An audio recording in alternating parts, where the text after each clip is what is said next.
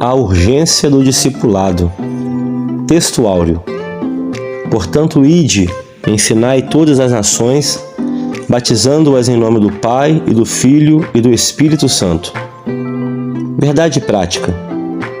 Chamamos de discipulado na fé o aprendizado de um discípulo por meio de seu mestre na igreja, para ajudar a desenvolver o seu crescimento espiritual. Leitura complementar. Mateus 4:23. O ensino da palavra acompanha a evangelização. Atos 11, versículos 25 e 26.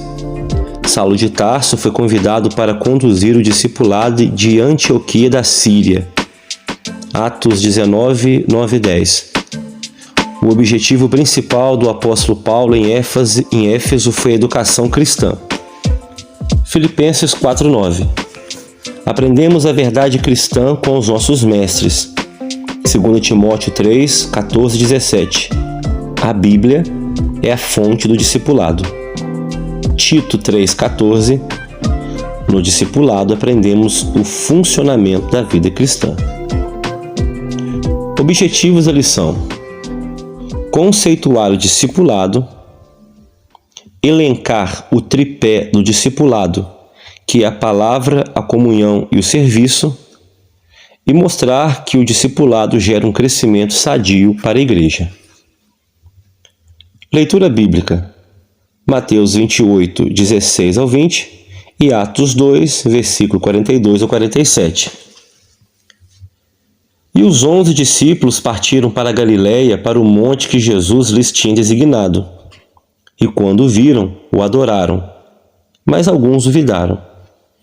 E chegando-se, Jesus falou-lhes, dizendo: É-me dado todo o poder no céu e na terra. Portanto, ide, ensinai todas as nações, batizando-as em nome do Pai, e do Filho e do Espírito Santo, ensinando-as a guardar todas as coisas que eu vos tenho mandado. E eis que eu estou convosco todos os dias, até a consumação dos séculos. Amém. E perseveravam na doutrina dos apóstolos, e na comunhão, e no partir do pão, e nas orações. Em cada alma havia temor, e muitas maravilhas e sinais se faziam pelos apóstolos. Todos os que criam estavam juntos e tinham tudo em comum. Vendiam suas propriedades e fazendas, e repartiam com todos, segundo cada um tinha necessidade. E perseverando unânimes todos os dias no templo e partindo o pão em casa, comiam juntos com alegria e singeleza de coração, louvando a Deus e caindo na graça de todo o povo. E todos os dias acrescentava o Senhor à igreja aqueles que se haviam de salvar. Introdução. O discipulado acompanha a pregação do Evangelho desde o princípio e é de fundamental importância como base inicial na formação cristã no novo convertido.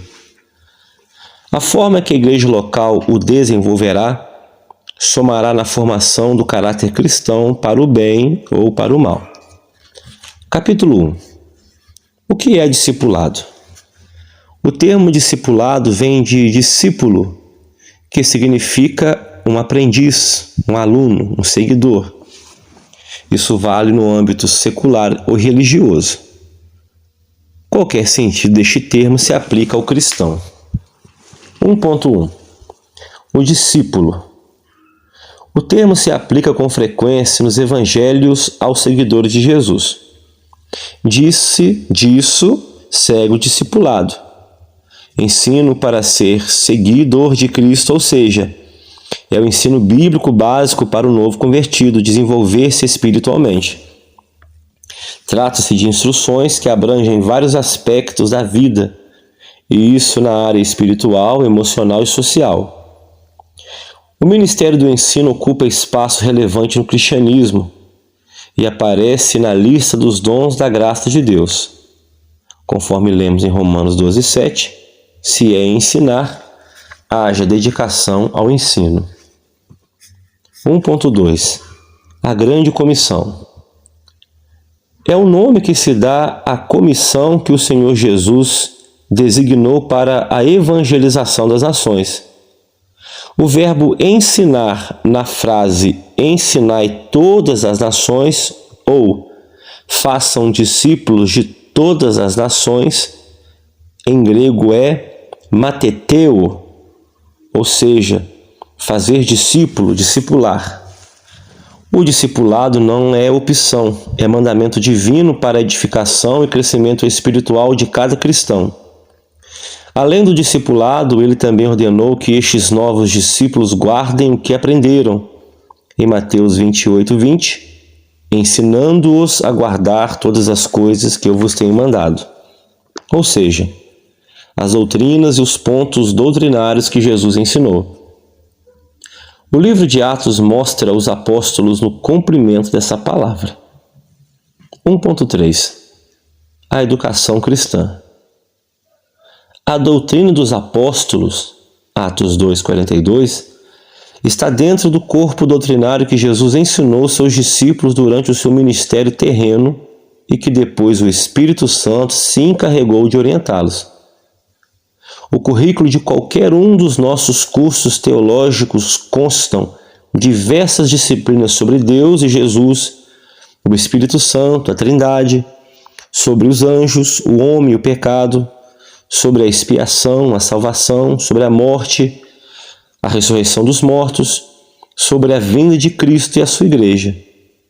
Jesus falou e ensinou sobre isso e muito mais, como a teologia prática, a ética, aquilo que o cristão deve praticar no seu dia a dia.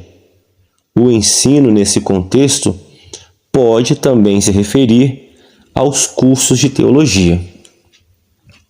No capítulo 1, nós aprendemos que o vocábulo discípulo no Novo Testamento carrega consigo a ideia de um seguidor de Cristo. Capítulo 2. O tripé do discipulado: palavra, comunhão e serviço. Essa trilogia, palavra, comunhão e serviço, era a marca da igreja de Jerusalém logo após o Pentecostes. Isso influenciou a maioria das igrejas de todos os lugares e em todas as épocas e ainda continua valendo atualmente. 2.1. A palavra. A autoridade das Escrituras é singular e única, pois a sua fonte é o próprio Deus.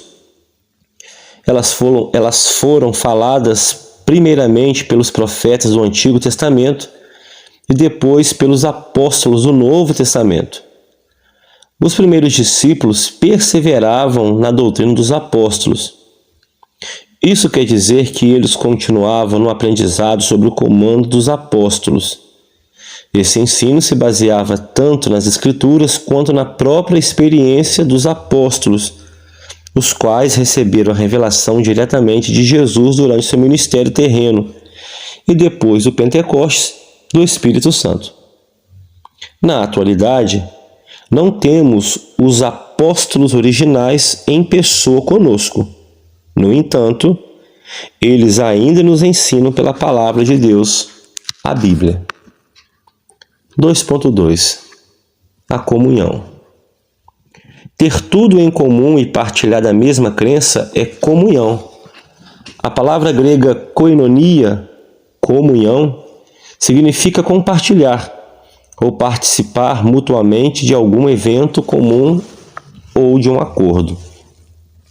No Antigo Testamento, a ideia de comunhão diz respeito ao relacionamento da pessoa com seu próximo, e nunca do ser humano com Deus. Embora Abraão tenha sido chamado amigo de Deus e Moisés tenha falado com Deus face a face, eles não provaram a mesma comunhão com Deus como os crentes da nova aliança.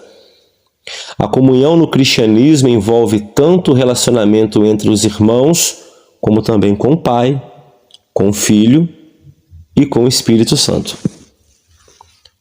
2.3. A comunhão na Igreja de Jerusalém. A Igreja de Jerusalém, logo nos seus primeiros momentos, deu ao mundo uma lição de koinonia.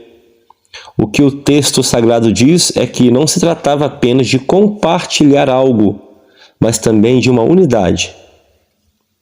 Coração em Atos 4:32, diz respeito ao centro da vida, a mesma inclinação. A alma é a sede das emoções e fala dos mesmos afetos e sentimentos.